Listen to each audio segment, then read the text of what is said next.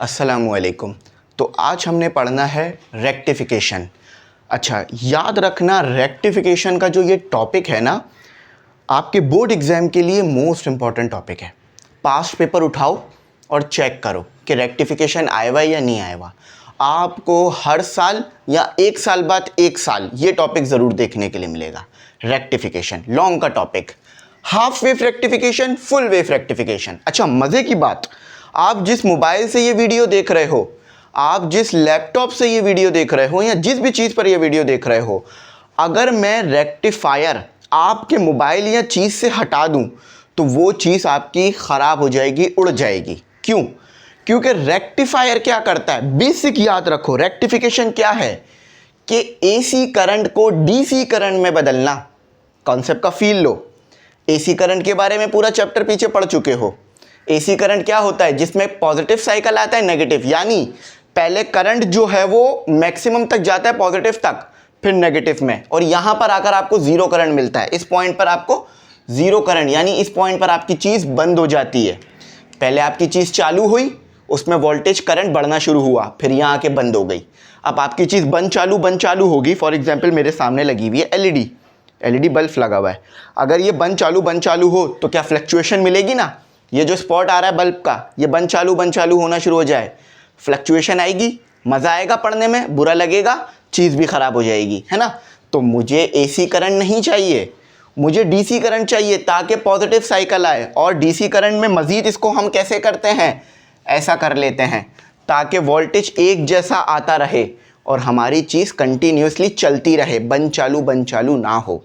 कभी आपके टाइम पर तो अब ये बहुत कम हो गया, हमारे टाइम पर ट्रांसफार्मर से कोई मसला आता था तो वोल्टेज कम ज़्यादा शुरू हो जाते थे, तो हम फ़ौरन भाग के जाते थे फ्रिज बंद करने के लिए, वरना फ्रिज ख़राब हो जाएगा हमारा, और मज़ीद चीज़ें बंद करने के लिए वो उड़ जाती थी। एक बार टीवी भी उड़ गया था इस चक्कर में हमारे घर का। तो हमें क्या चाहिए, हमें ये नहीं चाहिए, हमें ये चाहिए, हमें एसी नहीं चाहिए, हमें डीसी चाहिए। तो डीसी को बनाना पड़ेगा, तो उसको बनाने के लिए हमने करना पड़ेगा रेक्टिफायर, यानी रेक्टिफिकेशन का प्रोसेस करना पड़ेगा। बात क्लियर हो गई। मज़ीद डेप्थ में चलते हैं, लॉन्ग के लिए टेंशन ना लो, वीडियो देख लोगे पूरा लॉन्ग निकल जाएगा। खुद ही अपने वर्डिंग में लिख कर आओगे 5 आउट ऑफ 5, 10 आउट ऑफ 10 मिलेंगे नंबर, सही है। अब रेक्टिफिकेशन में जो सबसे इंपॉर्टेंट इलेक्ट्रॉनिक कंपोनेंट है ना, वो है डायोड। पीएन जंक्शन डायोड पीछे पड़ा है ना। तो याद रखना रेक्टिफिकेशन में सबसे इंपॉर्टेंट सबसे इंपॉर्टेंट कंपोनेंट कौन सा है, इलेक्ट्रॉनिक कंपोनेंट, डायोड। ठीक है, हमारे पास क्या है, डायोड। डायोड मीन कुछ नहीं, जस्ट नथिंग, पीएन जंक्शन।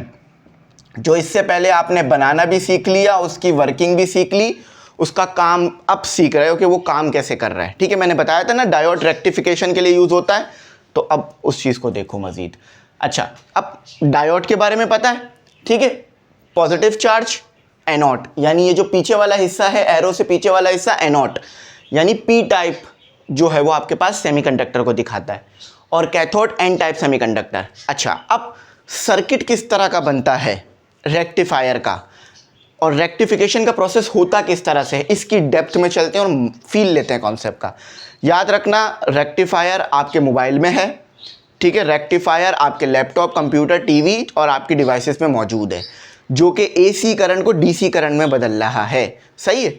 और ट्रांसफार्मर से जो करंट आता है, अच्छा आपके दिमाग में ये सवाल होगा कि एसी करंट आ कहाँ से रहा है, क्योंकि आपको तो बस चीज़ें नज़र आ रही हैं बाहर से, अंदर क्या हो रहा है ये नहीं पता चल रहा, ठीक है। तो ट्रांसफार्मर से जो करंट आ रहा है या ट्रांसफार्मर जो दे रहा है ना, वो आपको दे रहा है एसी करंट। एसी करंट दे रहा है, ये दे रहा है।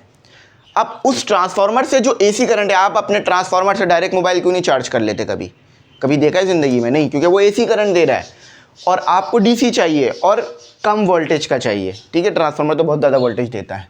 अच्छा, और ट्रांसफार्मर भी वोल्टेज को आपके जो उसको करना होता है स्टेप अप स्टेप डाउन, वो कर लेता है, सही। अच्छा, अब आओ यहाँ पर ज़रा सर्किट समझो। सर्किट एक एक फील लेते हैं चीज़ को, एक एक चीज़ को समझते हैं मज़े से। अच्छा, याद रखना मैं इस तरह का सैम्पल बनाऊँगा। इस तरह का जो सैम्पल बनता है ना आपके पास, ये बनता है किसके लिए, ट्रांसफार्मर के लिए। याद रखना कभी भी कोई भी चीज़ डायरेक्ट बना नहीं दी जाती। फॉर एग्जांपल आपके इलाके में इतनी बड़ी बड़ी बिल्डिंग्स नज़र आ रही हैं, क्या वो डायरेक्ट बन गई हैं? नहीं, पहले पेपर पे उसका स्केच बना है, मॉडल बना है, पेपर पे जो मॉडल बना उसको इंजीनियर्स ने, उसको जो है वो हुकूमत ने पास किया, फिर जाके वो बिल्डिंग बनना शुरू हुई। आपका जो नॉर्मल घर है 2 माला का 3 माला का, मजदूर आते बनाना शुरू कर देते हैं, फिर उसमें आपको पता है वो उतना अच्छा नहीं होता जितना अच्छा ये बिल्डिंग्स बनी हुई होती हैं अंदर से। तो पहले हमने क्या करना होता है, पेपर पे सर्किट बनाना होता है, सर्किट डायग्राम कहते हैं जिसे हम, सही है, यानी पेपर पे सर्किट बनाना होता है कि यार कहाँ पर क्या लगाओगे, कहाँ पर एलईडी, कहाँ पर रजिस्टर, कहाँ पर ट्रांसफार्मर, कहाँ पर डायोड। उसके बाद जब वो बन जाएगा, टीचर अप्रूव कर देगा, उसके बाद आपने बनाना है सर्किट। क्योंकि जो सर्किट में कंपोनेंट लगने वो बहुत महंगे हैं। अगर आप डायरेक्ट सर्किट बोर्ड पे बनाना शुरू कर दोगे तो कुछ कंपोनेंट उड़ना शुरू हो जाएंगे, मसले मसाइल खड़े होना शुरू हो जाएंगे, तो आपको नुकसान होगा। तो पहले बोर्ड पे सर्किट बनाते हैं, सही है, क्लियर हो गई बात। अच्छा, अब बोर्ड पे सर्किट बनाने जा रहे हैं तो सबसे पहले हम बनाते हैं अपना ट्रांसफार्मर। ठीक है, ट्रांसफार्मर क्या देगा आपको, एसी सप्लाई देगा। ये आ गया हमारा ट्रांसफार्मर। अच्छी सी डायग्राम बनाएंगे ताकि बच्चों को बहुत अच्छा सा कॉन्सेप्ट समझ में आए। ट्रांसफार्मर आ गया, ये ट्रांसफार्मर आ गया आपका, ठीक है, ये ट्रांसफार्मर आ गया। अच्छा, ट्रांसफार्मर में ये वाली जो आपके पास कॉइल है उसे हम प्राइमरी कॉइल कहते हैं, पी से डिफाइन करते हैं। ट्रांसफार्मर इससे पहले के चैप्टर में आप बहुत डिटेल में पढ़ चुके हो, ठीक है, तो उसमें कंफ्यूज नहीं होना। अच्छा, अब यहाँ पर आ गया ट्रांसफार्मर की सेकेंडरी कॉइल, ठीक है। अच्छा, ये सेकेंडरी कॉइल आ गई। अच्छा, ट्रांसफार्मर में आपके पास जो है वो ये कॉइल्स आ गए। अच्छा, अब यहाँ पर आ गया डायोड। यहाँ पर क्या आ गया, ये डायोड है, ये डायोड का सिंबल है जो कि यूज़ होता है। अच्छा, डायोड के सिंबल के साथ यहाँ पर आ गया मेरे पास रेजिस्टर, ठीक है। ये आपका सर्किट बन गया किसका, रेक्टिफायर का। मगर याद रखना रेक्टिफिकेशन 2 किस्म की होती हैं, एक हाफ वेव रेक्टिफिकेशन होती है, एक फुल वेव रेक्टिफिकेशन होती है। अभी मैंने हाफ वेव रेक्टिफिकेशन के लिए बनाया है। ये जो मैंने सर्किट बनाया है किसके लिए बनाया है, हाफ वेव। देखो हाफ वेव से क्या मुराद है, यानी आधी वेव रेक्टिफाई होगी। यानी इसका मतलब ये है कि देखो ये आपके पास आया एसी सिग्नल, ठीक है। हाफ वेव में क्या होगा, सिर्फ पॉजिटिव वाली वेव आगे जाएगी, ठीक है, नेगेटिव वाली वेव कैंसिल हो जाएगी और सिर्फ पॉजिटिव वाली वेव आगे जाएगी। अब इसको ज़रा, ये आपने बनाया एसी है ना, इसको डीसी करो, ज़रा इसको डीसी करो। चलो बच्चों इसको डीसी करो। देखो मैंने बताया था ना, इलेक्ट्रॉनिक्स मेरी मोहब्बत है, पहली मोहब्बत, और सच्ची वाली मोहब्बत, बिल्कुल झूठ वाली मोहब्बत नहीं है ये। तो ये मैं बहुत डिटेल में ले जाके पढ़ाता हूँ, बहुत कॉन्सेप्ट का फील दिलाता हूँ इस तरफ, ठीक है। तो ये आ गया आपका हाफ वेव, है ना। हाफ वेव रेक्टिफायर होनी थी ना, दूसरी वाली ब्लॉक हो गई, ठीक है, दूसरी वाली ब्लॉक हो गई, यानी नेगेटिव वाली ब्लॉक हो गई और फिर पॉजिटिव वाली वेव आ गई। बेसिकली हाफ वेव रेक्टिफिकेशन तो है, लेकिन समझ लो ये पॉजिटिव वेव को ही आगे जाने देगा। बात कॉन्सेप्ट क्लियर करो, हाफ वेव रेक्टिफिकेशन। अब हाफ वेव से क्या मुराद है कि ये सिर्फ आधी वेव को आगे जाने देगा, आधी को रोकेगा। अब आधी कौन सी रोकेगा, आधी नेगेटिव वाली वेव को ये रोक लेगा। देखो नेगेटिव वाली को इसने रोक लिया, गायब, सिर्फ पॉजिटिव। अच्छा, अब ज़रा मेरी बात समझो, थोड़ा सा एक और कॉन्सेप्ट का फील ले लो। फॉर एग्जाम्पल मैंने ये बल्ब लगा दिया, अभी इस बल्ब में सप्लाई मैंने एसी से दी, होगा क्या, जब 0 से बढ़ेगा आपका वोल्टेज या करंट जो भी है वो 0 से बढ़ेगा तो बल्ब ग्लो करेगा। फॉर एग्जांपल समझो अभी बल्ब बंद है, ये समझो मेरा हाथ बल्ब है, ठीक है, ये समझो मेरा हाथ बल्ब है।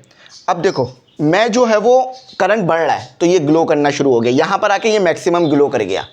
अब जैसे जैसे करंट कम हुआ ये ग्लो करना इसने बंद कर दिया और 0 पर आकर ये दोबारा बल्ब बंद हो गया, है ना। देखो ये बंद हो गया। अब देखो नेगेटिव में आया तो अब नेगेटिव में ग्लो करेगा, फिर बंद हो जाएगा, तो बंद चालू होता रहेगा बल्ब। क्या आपको कोई ऐसा बल्ब चाहिए जो बंद चालू होता रहे?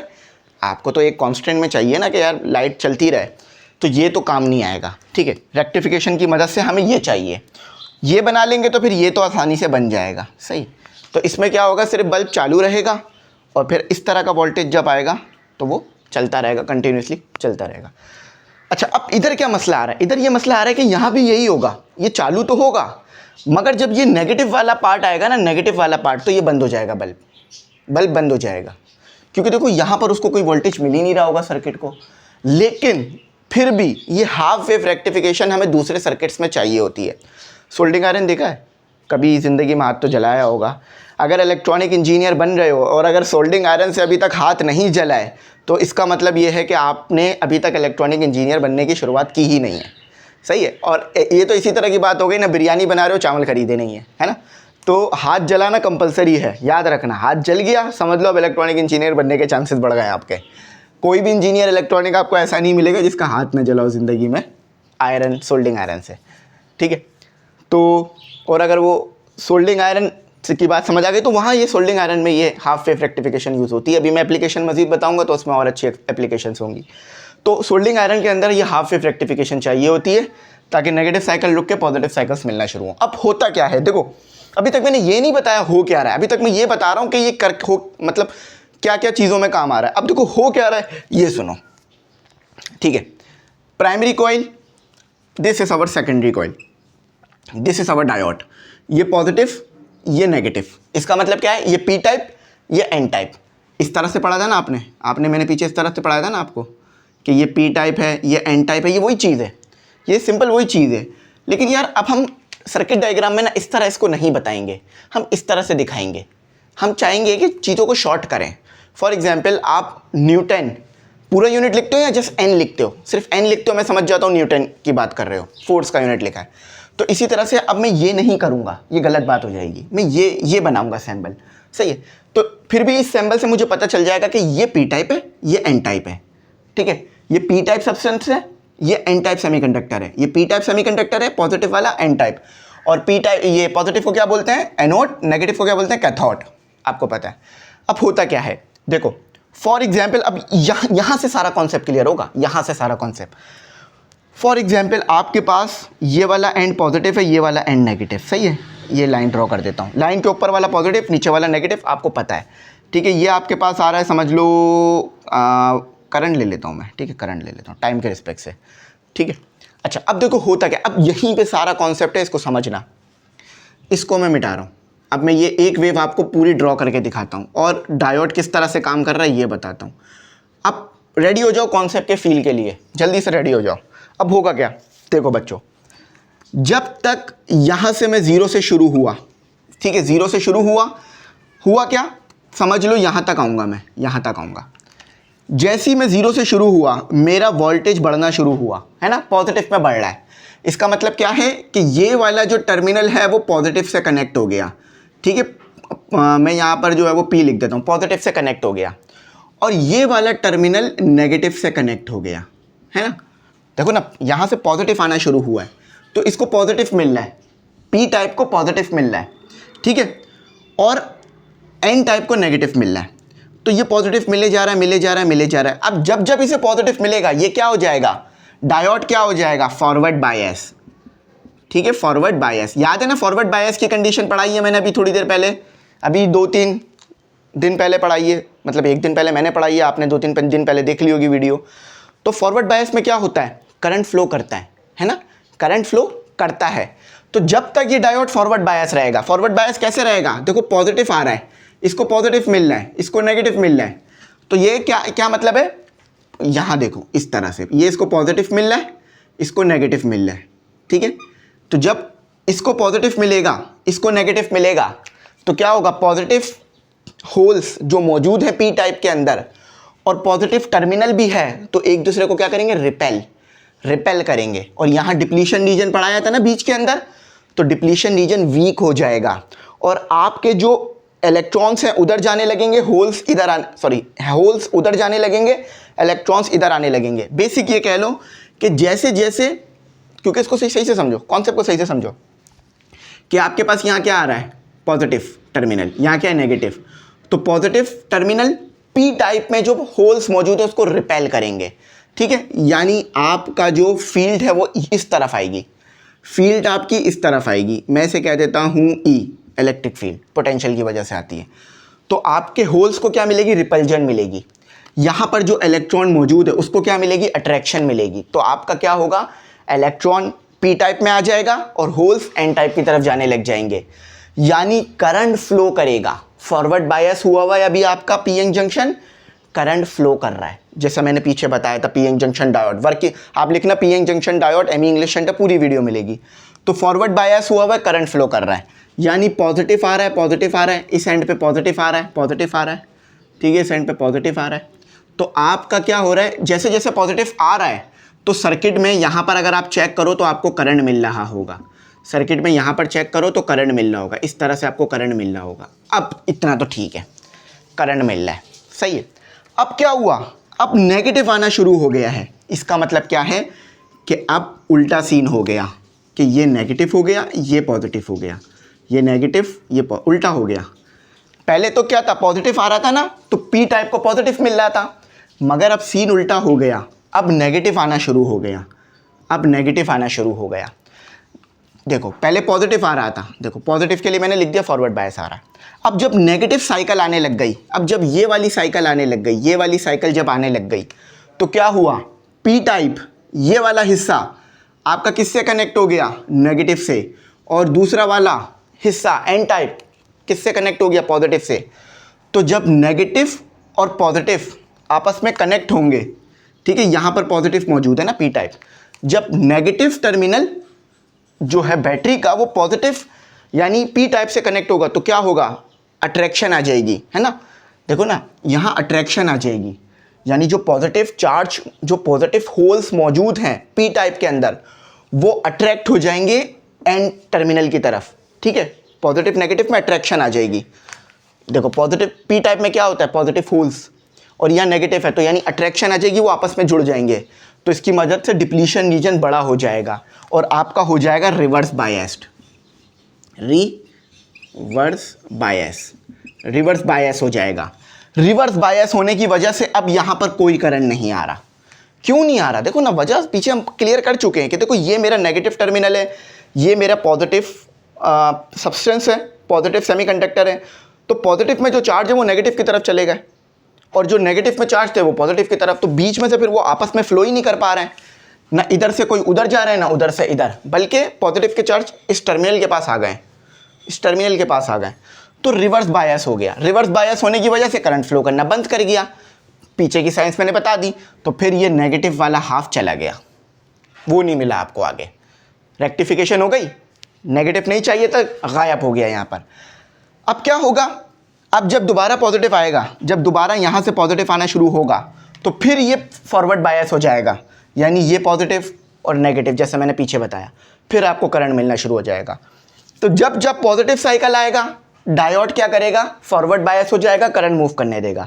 इसको ऐसे लिख लो, जब जब पॉजिटिव साइकिल आएगा, मैं यहाँ लिख देता हूँ पॉजिटिव साइकिल, CYCLE साइकिल। देखो जब जब पॉजिटिव साइकिल आएगा तो डायोड क्या करेगा, डायोड क्या करेगा, फॉरवर्ड बायस हो जाएगा, ठीक है, फॉरवर्ड बायस, ठीक है। जब ये फॉरवर्ड बायस होगा तो क्या होगा, आपके पास करंट फ्लो करेगा, ठीक है।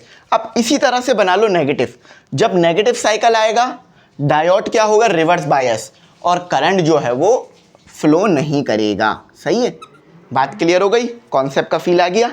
तो ये था आपके पास हाफ वेव रेक्टिफिकेशन यार, लेकिन मुझे तो ये भी चाहिए ना, मैं चाहता हूँ ये नेगेटिव वाला भी पॉजिटिव हो जाए, मैं ये चाहता हूँ, मैं चाहता हूँ यार ये नेगेटिव वाला भी पॉजिटिव हो जाए। तो जब ये नेगेटिव वाला मैं पॉजिटिव करूँगा तो ये हो जाएगी फुल वेव रेक्टिफिकेशन। देखो अभी तो मैं ये नेगेटिव वाला जो साइकिल है इसे ज़ाया कर रहा हूँ, मैं इसे ज़ाया नहीं करना चाहता। हम इलेक्ट्रॉनिक्स में, इलेक्ट्रिकल में या किसी भी इंजीनियरिंग में ले लो, चले जाओ, या साइंस की किसी भी फील्ड में चले जाओ, हमारा एक ही मकसद है, हम सब इंजीनियर्स, साइंटिस्ट, सब एक पेज पे मुत्तफिक हैं कि यार लॉस कम से कम हो और चीज़ें जो हम यूज़ कर रहे हैं वो उसका फ़ायदा सबसे ज़्यादा हो। फॉर एग्जांपल मैं इस मार्कर में इंक डालूंगा तो क्या मैं ये चाहूँगा कि आधी इंक ज़ाया हो जाए, सूख जाए और आधी इस्तेमाल हो? आप चाहोगे कि आपने जो अपना मोबाइल ख़रीदा है बस 2-3 महीने चले और उसके बाद ज़ाया चला जाए?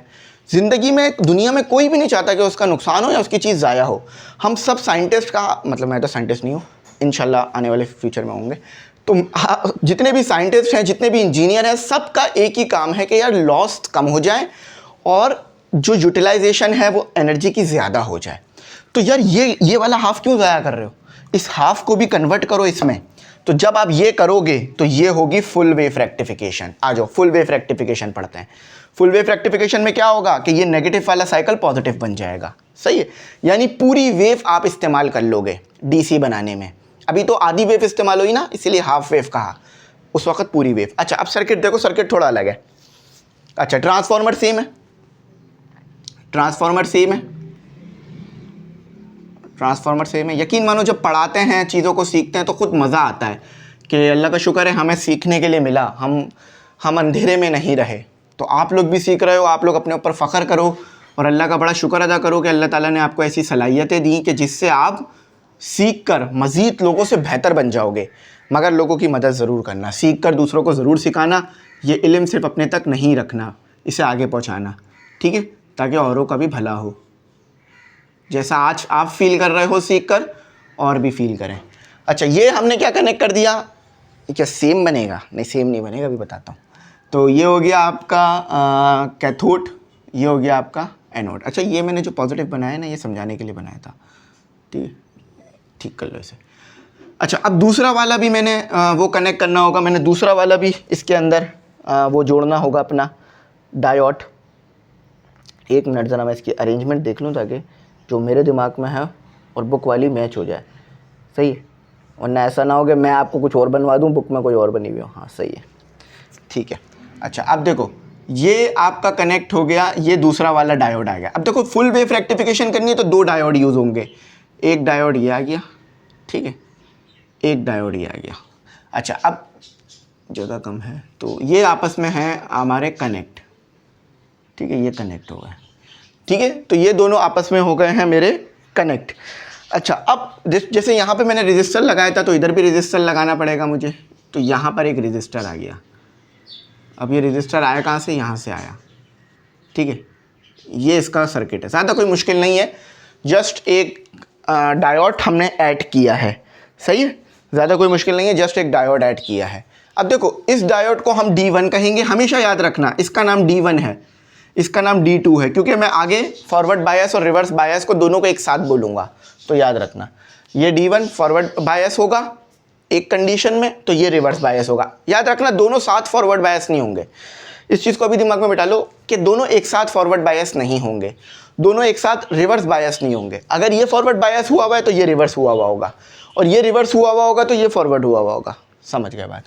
अच्छा, ट्रांसफार्मर है तो वो तो सेम ही रहेगा ना कि ये प्राइमरी कॉइल है और ये सेकेंडरी कॉइल है, ठीक है, और वो रेजिस्टर लगा हुआ है हमारे पास हमारे और मज़ीद काम के लिए। अच्छा, सेम वही ये PN जंक्शन है, तो ये पॉजिटिव टर्मिनल हो गया, ये नेगेटिव टर्मिनल हो गया, ठीक है। चलो आओ, अब हम पढ़ते हैं, हमारे पास AC सिग्नल आ रहा है, इसको अच्छी तरह समझना क्योंकि फुल वेव ज़्यादा यूज़फुल है। आपके मोबाइल्स में, LED में और मुख्तलिफ़ जगहों पे फुल वेव रेक्टिफिकेशन होती है, हाफ वेव तो बहुत कम यूज़ होती है, फुल वेव ज़्यादा यूज़ होने वाली चीज़ है, ठीक है। ये आ गया आपका पॉजिटिव साइकिल, देखो ये पॉजिटिव साइकिल, ये नेगेटिव साइकिल, ये पॉजिटिव साइकिल, ये नेगेटिव साइकिल, ठीक है, इस तरह से आपका आ गया। अब ज़रा कॉन्सेप्ट का फील लेना शुरू करो। हमारे पास AC तो आ गया, हमें DC चाहिए, DC बनाना है। अब ज़रा DC का फील लेना शुरू करो कॉन्सेप्ट का, ठीक है। देखो आपके पास क्या हुआ, इसी से रिलेट करना, वो खुद ही बात समझ आएगी।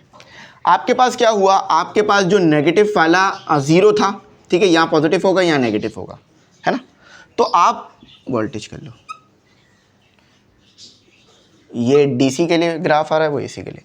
तो अब आपके पास क्या हुआ, आप पॉजिटिव, आपके पास वोल्टेज आना शुरू हुआ। अच्छा, अब जब यहाँ पॉजिटिव आ रहा है, यहाँ पर आपके पास पॉजिटिव वोल्टेज आ रहा है, ठीक है, यहाँ आपके पास पॉजिटिव वोल्टेज आ रहा है, यहाँ नेगेटिव, तो उसी सेम टाइम पर यहाँ पे नेगेटिव आ रहा होगा, यहाँ पे पॉजिटिव, सही है, बात समझ आई, कॉन्सेप्ट क्लियर हुआ?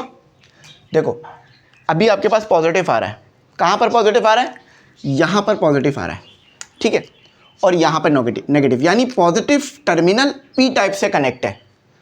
बैटरी का जो पॉजिटिव टर्मिनल है, अभी की सिचुएशन में बैटरी का पॉजिटिव टर्मिनल P टाइप से कनेक्ट है, ये पॉजिटिव टर्मिनल है, ये P टाइप से कनेक्ट हुआ है। तो इस सिचुएशन में क्या होगा, और यहाँ उल्टा हुआ है, अगर यहाँ पॉजिटिव आ रहा है तो यहाँ नेगेटिव आ रहा है, तो ये वाला तो फॉरवर्ड बायस हो गया, ये वाला तो फॉरवर्ड बायस हो गया, और ये वाला कौन से बायस हो गया, रिवर्स बायस्ड हो गया, है ना। तो फॉरवर्ड बायस हुआ तो इसने पहला हाफ तो गुजरने दिया, पहला हाफ ऐसे गुजर गया, पहला हाफ ऐसे गुजर गया, पहला हाफ ऐसे गुजर गया, ठीक है, पहला हाफ ऐसे गुजर गया आपके पास। अच्छा, अब जब आपके पास क्या हुआ, अब जब आपके पास पॉजिटिव साइकिल गुजर गया, चलो बात तो ख़त्म हो गई।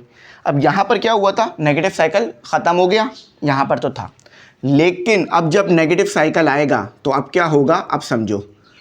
अब पॉजिटिव का तो आपको पता था क्या हो रहा है, पता था। अब जब नेगेटिव साइकिल आएगा तो समझो, ये अभी भी पी टाइप सब्सटेंस है, ये एन टाइप सब्सटेंस है। अब नेगेटिव साइकिल आया तो ये तो नेगेटिव हो गया है ना, और ये पॉजिटिव हो गया, तो यहाँ क्या हो जाएगा, रिवर्स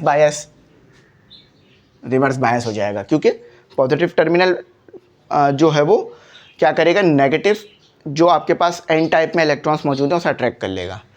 लेकिन नीचे क्या हुआ, नीचे आपके पास ये फॉरवर्ड बायस हो गया जो कि रिवर्स बायस था पहले, तो अगेन आपके पास क्या होगा, करंट पॉजिटिव में फ्लो करके आएगा। बात समझे, क्या हुआ, पहले ये फॉरवर्ड बायस हुआ तो इसने पॉजिटिव वाले साइड्स को गुजरने दिया, उसके बाद क्या हुआ, ये नेगेटिव वाला आया तो फिर ये फॉरवर्ड बायस हुआ तो फिर इसने नेगेटिव वाले को पॉजिटिव में गुजरने दिया। इसी तरह से पॉजिटिव नेगेटिव होता रहेगा और आपका जो रेक्टिफिकेशन है वो चलती रहेगी। ठीक है, इसी को हम कहते हैं रेक्टिफिकेशन। आप इसी चीज़ को गूगल पे लिख के भी सर्च कर सकते हो, आपको सर्किट वहाँ भी मिल जाएगा। आप लिखना, मैं आपको लिख के दिखा देता हूँ, फुल वेव रेक्टिफायर डायग्राम। ठीक है, तो फुल वेव रेक्टिफिकेशन की डायग्राम अगर आप देखोगे तो वो आपको इसी तरह से मिलेगी। ठीक है, इसी तरह से मिल जाएगी। तो समझ में आया क्या हुआ, एक फॉरवर्ड बायस हुआ तो दूसरा रिवर्स बायस्ड हुआ, तो फिर एक के फॉरवर्ड बायस होने से उसने पहले तो एक पॉजिटिव टर्मिनल को गुजरने दिया, पॉजिटिव साइकिल को गुजरने दिया, फिर जब नेगेटिव साइकिल आया तो इसने क्या किया, नेगेटिव साइकिल को पॉजिटिव साइकिल बना दिया। इसी को कहते हैं हम rectification, full wave rectification, half wave. अच्छा देखो, ये वाली जो डीसी बना है, ये वाला डीसी भी आप यूज़ नहीं करते अपने मोबाइल्स वगैरह में, आप ये वाला यूज़ करते हो असल में, इस तरह वाला कि वोल्टेज ऐसे सेम रहे, बड़े नहीं। अब आप बोलोगे सर फिर ये, तो इसको बनाने के लिए एक और सर्किट बनाना पड़ता है, पहले ये तो बन जाए फिर ये भी बन जाएगा, इसका कोई मुश्किल काम नहीं है। समझ में आया रेक्टिफिकेशन क्या है, full wave rectification, half wave rectification, concept का फील, सारी चीज़ें। अच्छा, अब मैंने कहा था मैं आप लोगों को ना एप्लीकेशंस कराऊंगा, मतलब एप्लीकेशंस कराऊंगा से मुराद ये है कि एप्लीकेशंस क्या हैं इन रेक्टिफिकेशंस की, ये आपको मैं बताऊंगा। तो चलो वो बता देता हूँ, इसकी लिख लो, इसकी एप्लीकेशन लिख लो। ये आपके पास सोल्डिंग आयरन के अंदर यूज़ हो रहा होता है। मज़ीद मैं आपको बुक से देख के बता देता हूँ, जो बुक में भी आपकी अच्छी एग्जांपल्स दी हुई हैं। 2-3 भी याद रख लोगे ना, बहुत होगा आपके लिए। ठीक है, 2-3 भी अगर आपको एप्लीकेशंस याद हैं तो ज़्यादा मुश्किल टॉपिक नहीं था, आसान ही टॉपिक था। लेकिन याद रखना, बहुत सारे बच्चे बोलते हैं सर हम कोई टॉपिक देखते हैं बिल्कुल भी समझ नहीं आता, वो नहीं आएगा समझ। उसकी वजह ये है कि देखो मैं डायोड का जिक्र कर रहा हूँ, तो डायोड का टॉपिक आज तो नहीं शुरू किया ना, डायोड मैंने पहले कब शुरू किया था, डायोड मैंने पिछले चैप्टर में पढ़ाना शुरू किया था थोड़ा बहुत। उसके बाद फिर पी टाइप एन टाइप क्या है, फॉरवर्ड बायस रिवर्स बायस क्या है, और फिर डोपिंग क्या है, सब पढ़ा कर फिर इधर आया हूँ ना मैं। तो आपको पीछे के टॉपिक ये मस्ट हैं जो देखने पड़ेंगे। मैं ये नहीं कह सकता कि सिर्फ एक वीडियो में आपको पूरी बात समझ आ जाएगी। चलो डायोड दिमाग में बिठा भी लो तो रेक्टिफिकेशन कम से कम चलो समझ सकते हो थोड़ी बहुत। अच्छा, एप्लीकेशन सुन लो मेरे पास। लो पावर सप्लाई बैटरी, जो आपकी लो पावर बैटरी होती है यानी जो कम पावर दे रही होती है, उसमें हाफ वेव हो रही होती है। फायर अलार्म के अंदर भी हाफ वेव रेक्टिफिकेशन होती है। सोल्डिंग आयरन का तो मुझे पता है किस तरह से होती है, फायर अलार्म का मैंने अभी मैकेनिज्म इतना देखा नहीं है डिटेल में।